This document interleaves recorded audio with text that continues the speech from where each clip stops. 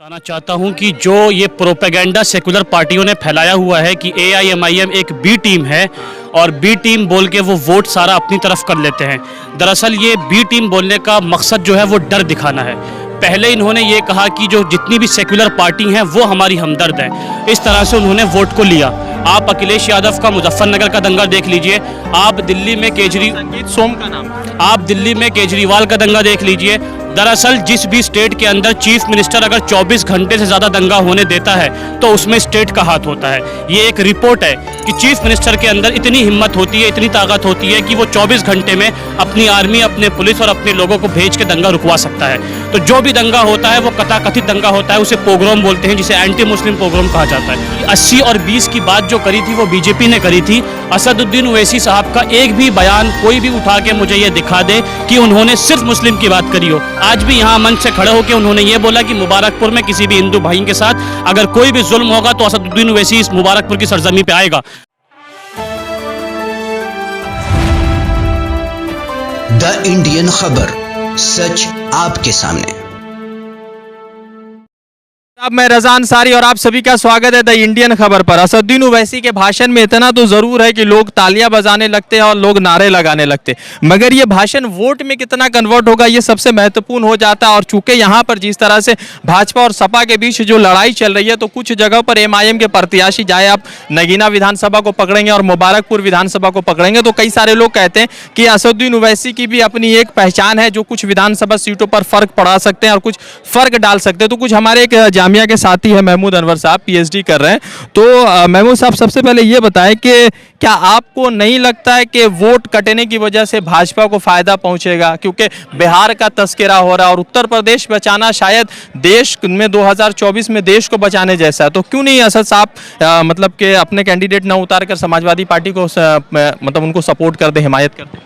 देखिए, सबसे पहले मैं आपके चैनल के माध्यम से ये बताना चाहता हूं कि जो ये प्रोपेगेंडा सेकुलर पार्टियों ने फैलाया हुआ है कि एआईएमआईएम एक बी टीम है और बी टीम बोल के वो वोट सारा अपनी तरफ कर लेते हैं। दरअसल ये बी टीम बोलने का मकसद जो है वो डर दिखाना है। पहले इन्होंने ये कहा कि जो जितनी भी सेकुलर पार्टी हैं वो हमारी हमदर्द हैं। इस तरह से उन्होंने वोट को लिया। आप अखिलेश यादव का मुजफ्फरनगर का दंगा देख लीजिए, आप दिल्ली में केजरीवाल का दंगा देख लीजिए।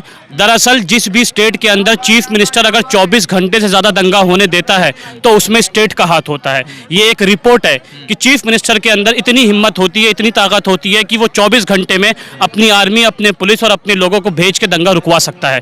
तो जो भी दंगा होता है वो कथाकथित दंगा होता है, उसे पोग्राम बोलते हैं, जिसे एंटी मुस्लिम पोग्राम कहा जाता है। दूसरी बात, बी टीम जो बोलने का मकसद है वो ये है कि पहले आप इनको डायरेक्ट ये कह दो कि भाई ये बी टीम है और मेरे पास सारा वोट आ जाएगा। उसके बाद ये डर इसलिए दिखा रहे हैं क्योंकि असद साहब जो है वो वकार और आइडेंटिटी की बात करते हैं।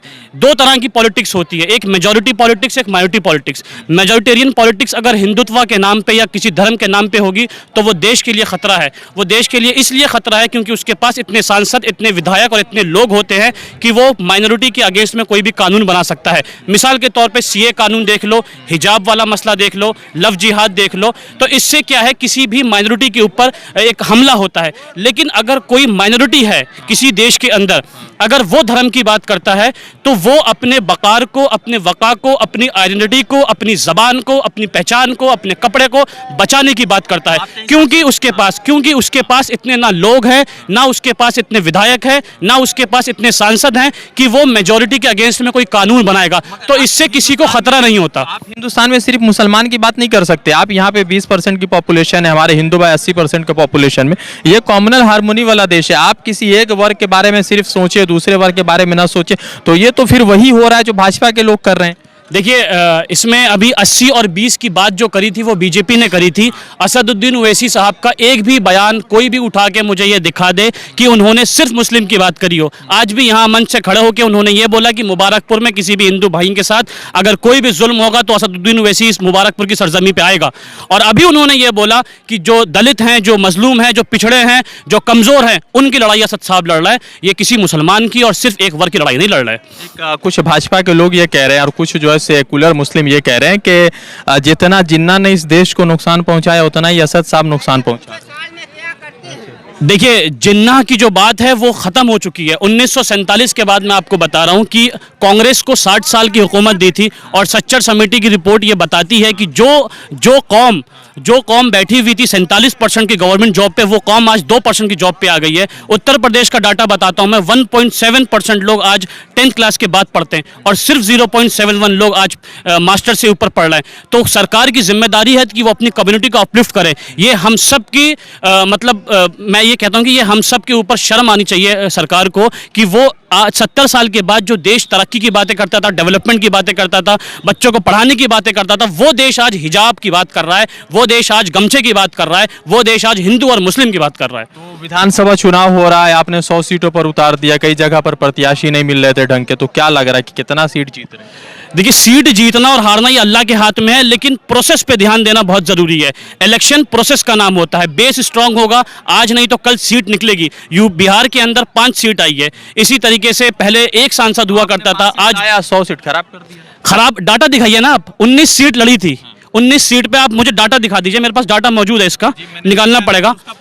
असल में मैं बता रहा हूं आपको, 19 सीट पे इलेक्शन लड़ी थी, 2 सीट पे बीजेपी निकली है, बाकी सीट पे आरजेडी और गठबंधन आया है, 5 सीट पे एआईएम निकली है। तो जो ये लोग ये बिना फैक्ट के बात करते हैं कि ओवैसी साहब लड़े और उसकी वजह से पूरा बिहार, पूरा प्रदेश खत्म हो गया, उनको पहले डेटा पे बात करनी चाहिए। आप हवाई और र्यूमर ये फैलाता कौन है? ये वही फैलाते हैं जो बुआ और बबुआ हैं, ये वही फैलाता और कोई नहीं फैलाता। ये तो लड़ाई किसकी? आप तो इस बात को मान रहे होंगे कि समाजवादी पार्टी वर्सेस बीजेपी है पूरे प्रदेश में। देखिए, लड़ाई समाजवादी वर्सेस बीजेपी कभी नहीं हो सकती है। समाजवादी पार्टी भी एक पॉलिटिकल पार्टी है, बीजेपी भी एक पॉलिटिकल पार्टी है, एआईएमआईएम भी एक पॉलिटिकल पार्टी है। हर पॉलिटिकल पार्टी को हक है कि वो किसी भी प्रदेश में जाके इलेक्शन लड़े। ये लड़ाई बनाई जाती है कि यूपी को अब जो है बबुआ का साथ पसंद है, बुआ का साथ पसंद है। 2019 वाली लोकसभा में क्या हुआ था? दोनों साथ लड़े थे ना, क्या हुआ था? बीजेपी आई थी फिर भी। तो ये सब कहने वाली बातें हैं, र्यूमर फैलाने वाली बातें हैं। पॉलिटिकल पार्टी है, मैं तो कहता हूँ 400 से ज्यादा सीट पर लड़ना चाहिए था इलेक्शन। 400 सीट पर तो क्या यहाँ पे जमीन कितनी मजबूत है या कमजोर है? देखिए, गुड्डू जमाली साहब की जमीन अल्हम्दुलिल्लाह बहुत मजबूत है। 10 साल से विधायक भी रह चुके हैं। जीते हुए प्रत्याशी पर अपना दांव खेल रहे हैं। जीते हुए प्रत्याशी इस तरह से जो कब्र से रेप करने की बात करता था आरएसएस का बंदा, उसे अखिलेश ने टिकट दे दिया। कितने सवाल मीडिया वाले ने उससे पूछे, हिजाब के ऊपर बात करी तो उन्होंने बोला आवाज नहीं आ रही है। इस तरह की जो बातें हैं ना, वो खुद ये जानते हैं इस तरह से कि मुसलमान अब समझ चुका है। जो मुस्लिम वोट था जिसे फ्री में ले लिया जाता था, वो अब समझ चुका है कि भाई अब वोट नहीं मिलेगा, इन्हें कुछ देनी पड़ेगी। हिस्सेदारी की बात की, डिप्टी सीएम की बात रखी थी ओवैसी साहब ने, तो अब सब हिस्सेदारी की बात कर रहे हैं। तो कितना क्या लग रहा है कि आप किस पोजीशन में, किंग मेकर, लूजर या विनर? देखिए, हम सिर्फ अपनी बात करते हैं कि ना किंग मेकर की मैं बात करता हूं, ना लूजर की बात करता हूं। अब ईमानदारी से, मेहनत से अपने काम को करना है। इंशाल्लाह आज अगर 5-6 सीट भी निकलेगी, कल को इंशाल्लाह 50 भी निकलेगी और आने वाले टाइम पे हम डिप्टी सीएम की हिस्सेदारी भी मांग लेंगे। द इंडियन खबर, सच आपके सामने।